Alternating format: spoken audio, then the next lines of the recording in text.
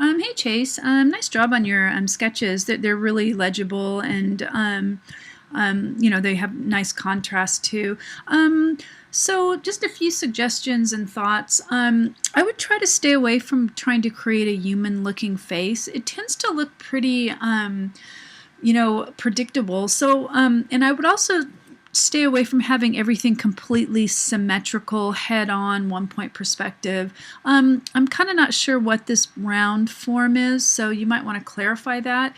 And I don't know what this leg thing is. And again, I would stay away from human-looking forms. I'll show you a few examples in a second. So yeah, you can do a lot of research too on Google. I think this is an apple. Not sure what these are. So yeah, be sure to label them because you might want to resubmit with some labels just because if I don't know what these are, you end up losing some points. And it's also stated in the rubrics about labeling them. Oh, that's a noodle. Okay. Let's see. This one's fun. Yeah, somebody I know did. A past student did a steak one. Maybe I can find it and show it to you. Let's see, GIF. I have to make it smaller. Whoa. Just a second, I can't get it to show on my screen here. There we go.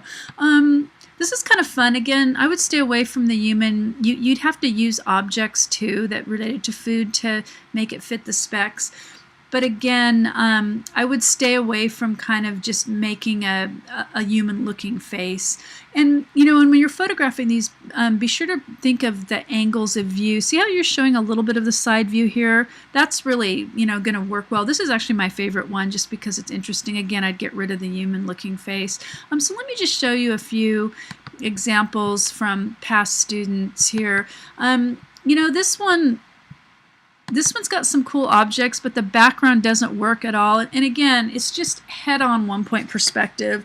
So they lost quite a bit of points for that. But just to show you, see how this is kind of from a side view.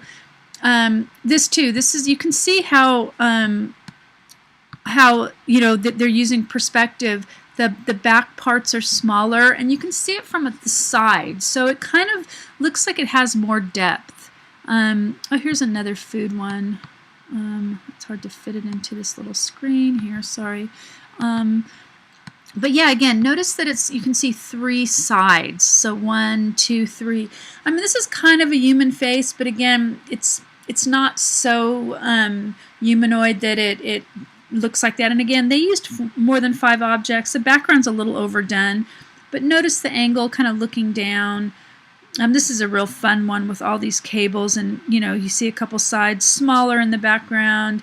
Here's another food one. He really worked hard on getting this background to be muted enough so the caricature to stand out. But again, see the food kind of moving around. Here's another one. This is a really cool one with, you can see a little bit of the side view, but smaller wheel in the background, smaller. This side's smaller because it's further away. I'm not sure if you've had perspective class yet, but and again, same thing here.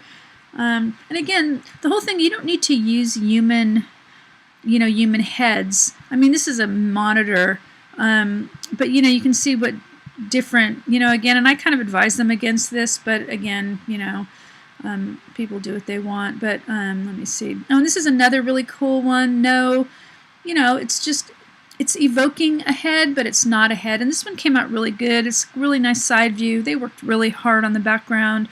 Great use of perspective.